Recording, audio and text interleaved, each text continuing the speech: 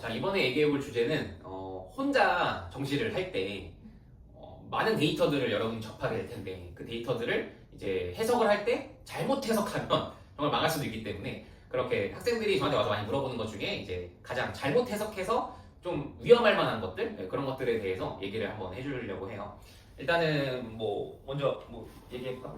저는 직접 받고 또 옆에서 이제 서폿을 하면서 느낀 거는 칸수의 심리학이라고 할까요? 이게 불합격이 진학사에서 한 칸도 불합격으로 뜨고 네 칸도 불합격으로 뜨고 그리고 0칸도 불합격으로 뜨는데 가끔씩 선생님이 0칸 써라 이럴 때가 있어요. 그럼 뭐 2칸 정도까지 뭐 그 정도야 그럴 수 있지 0칸을 쓰라고 이렇게 생각을 하게 되는데 이게 학생들이 직접 지원할 때 심리상 다 같은 불합격이면 그나마 칸수가 높은 4칸이 가장 그나마 가능성이 있지 않을까 이렇게 생각을 하는데 근데 이게 실제로 선생님들이 분석을 하시는 걸 보면 같은 칸수라도 붙을 수도 있고 떨어질 수도 있고 또 칸수가 낮더라도 높은 불합격 적혀있는 것보다 오히려 붙을 확률이 더 높을 수도 있고 이런 게 많아서 단순히 가시적으로 보이는 칸수만으로 좀 심리에 압도돼가지고 그냥 이렇게 지르는 그런 게 좀 있어서 그런 걸 좀 주의해야 하지 않나 이렇게 생각을 합니다. 그래서 4칸 쓰고 합이 12니까 놓지 않을까 하는 애들이 가끔 있거든. 그 중에 하나는 되지 않을까. 뭐 얘기하겠어? 제가 옛날에 그 고3 때 잘 모를 때 혼자서 4칸 써서 이거 하나에 40%라 착각했거든요. 그래서 저 혼자서 그 조건 확률에서 저거 하나 붙을 경우는 이거 확률 낮은데 이렇게 잘못 생각했던 적이 있습니다.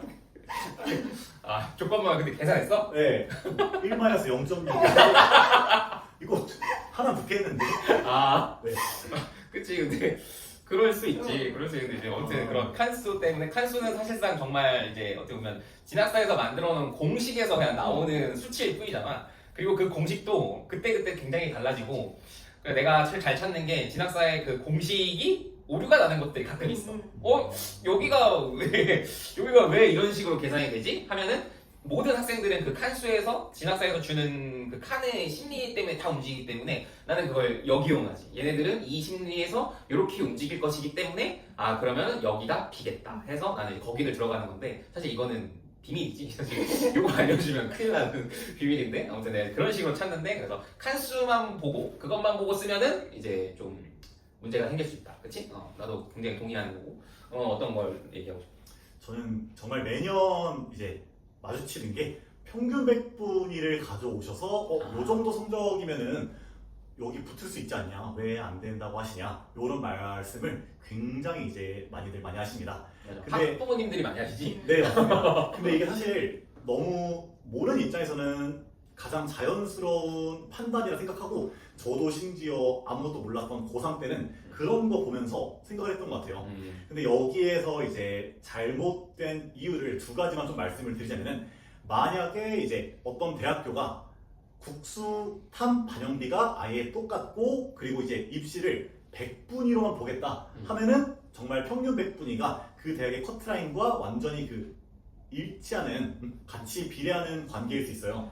근데 첫 번째로는 국어, 수학, 탐구의 반영비가 다 다릅니다. 예를 들어서 대표적으로 문과 계열은 국어랑 탐구 반영비가 이제 인문 계열들은 높은 경우가 많고요. 이과 계열들은 이제 수학이랑 탐구 반영비가 국어보다 높은 경우가 많겠죠.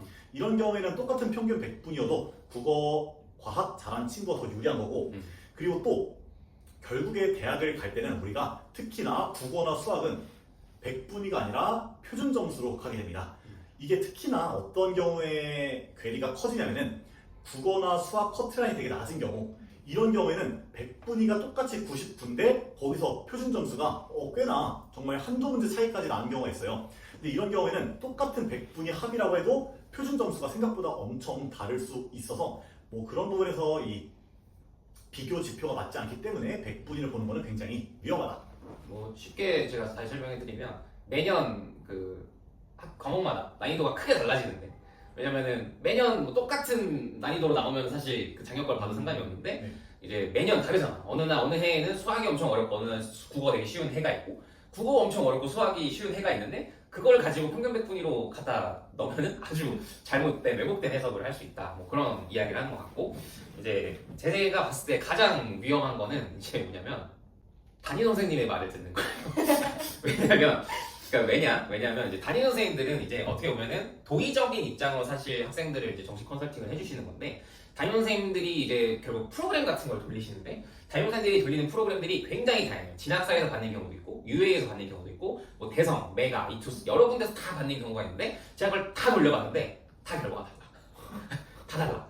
대성에서 하는 거는 뭐 넉넉하게 합격권 나오는데 진학사에는 뭐 불합격권 나오고 근데 이제 선생님들은 솔직히 말해서 그거 외에 믿을 수 있는 게 딱히 없기 때문에 선생님들은 그냥 어떤 프로그램을 돌려서 해주는 말이고 배치표를 보고 이제 해주는 말인데 그거를 그대로 믿고 가져오는 거지. 그대로 믿고 가져와서 이제 어떻게 보면은 되게 극단적이야. 엄청 본인의 점수를 너무 높게 생각하는 경우도 있고 너무 낮게 생각하는 경우도 있기 때문에 정확한 지표를 알 수가 없다. 그래서 어떻게 보면 선생님들은 어떻게 말을 많이 해주냐면 책임지기 좀 그러니까 좀 안정적으로 좀 얘기해주는 편? 선생님들은 내가 여기를 쓰라고 했는데 애들이 떨어지면은 자기가 좀 책임져야 되기 때문에 선생님들은 그런 것들을 좀 피하고 싶으셔서 뭐 내가 담임 선생님이면 그럴 것 같아. 잠깐 만나서 해주는 걸로는 그렇게 많은 걸 해줄 수 없기 때문에 그냥 조금 안정적인 이제 픽들을 계속 불러주는. 사실 그래서 그게 마음에 안 들어서 나한테 오시는 거기도 한데 이제 그런 게 조금 나는 이제 위험한 지표인 것 같고 또 하나 또 위험한 건 일회성 컨설팅을 받은 결과를 가져와 나한테 일회성 컨설팅을 받아서 거기서 한 50분 정도 얘기를 하거든. 50분 정도를 얘기해서 이제 뭐 여기선 여기를 추천해주고 여기선 여기를 추천해주고 여기를 추천해줬는데 선생님은 이거에 대해서 또 어떻게 생각하시냐라고 하는데 왜냐면은 그걸 받을 때 대부분 크리스마스 전에 받는단 말이야. 근데 이제 크리스마스 이후로 엄청나게 지표들이 많이 변화하기 때문에 나도 몰라. 나도 크리스마스 전에는 해줄 수 있는 얘기가 별로 없어. 그렇지? 왜냐면 어느 정도 후보군만 잡아놓는 거지 어디를 꼭 써야 된다 어디를 쓰지 말아야 된다 이런 말 아예 못하잖아. 근데 이제 그 크리스마스 전에 상담받은 걸 가지고 와서 나한테 이거 물어보면 내가 해줄 말이 잘 없어. 그리고 이제 또 거기서 이제 가져왔을 때 또 문제가 되는 건 다양한 학생들이 이제 그 일회성 상담을 받고 거기서 추천받은 곳들을 진학사에 쭉 넣어. 그리고 그 중에 약한 수 제일 높은 거 써. 그렇게 제일 많이 하더라고. 그래서 그렇게 할 바에는 그냥 혼자 하는 게 낫다. 그래서 일회성 컨설팅도 물론 뭐 안 받는 것보다는 받는 게 나을 수도 있긴 하지만 본인이 어느 정도 이제 분석을 할 의향이 있고 해볼만 하다라고 생각하면 혼자 하는 게 오히려 더 좋을 수 있다라고 생각해요. 그래서 이제 결국에 마지막 선택은 본인이 해야 되는 거잖아. 그래서 내가 하는 컨설팅은 가장 좋은 게 내가 마지막 선택을 책임져 준다는 거지. 그치? 내가 책임진다고 하잖아. 내가 책임진다. 떨어지면 다 환불해줄게. 나는 그 말 하기도 사실 난 무서워. 그 말을 하면 무서운데 그 말을 항상 해주는 이유가 안심하고 써라. 안심하고 써도 괜찮다라고 해서 나는 항상 다 떨어지면 내가 전액 환불해. 사실 전액 환불 그 이상을 해줘야 되기 때문에 왜냐면 나는 학생의 인생을 망치는 일을 하고 있지는 않아서 무조건 100% 붙는 확실한 곳을 이제 쓰자고 하거든. 만약에 그 한 곳이 혹여나 흔들리면 내가 상향 하나를 쓰지 말자고 하잖아. 상향 하나 빼고 그냥 상향 원래 2개 쓰고 안정 하나 쓰는데 상향 하나 빼고 안정비 하나 더 쓰자라고 이제 얘기를 하잖아. 그거는 정말 어쩔 수 없이 확실히 이 학생의 인생을 책임져야 되기 때문에 그런 얘기를 하는 건데 어쨌든 이제 여러 가지 데이터를 여러분이 만나게 될 텐데 그 데이터를 잘 해석하시면 이제 좋은 결과가 될 수 있지만 이렇게 방금 우리가 얘기했던 것처럼 그런 맹점들을 잘 못 보고 이걸 지원을 하게 된다면 크게 망할 수도 있다라는 걸 이제 좀 명심하시고 잘 알아보시고 하시면 좋을 것 같습니다.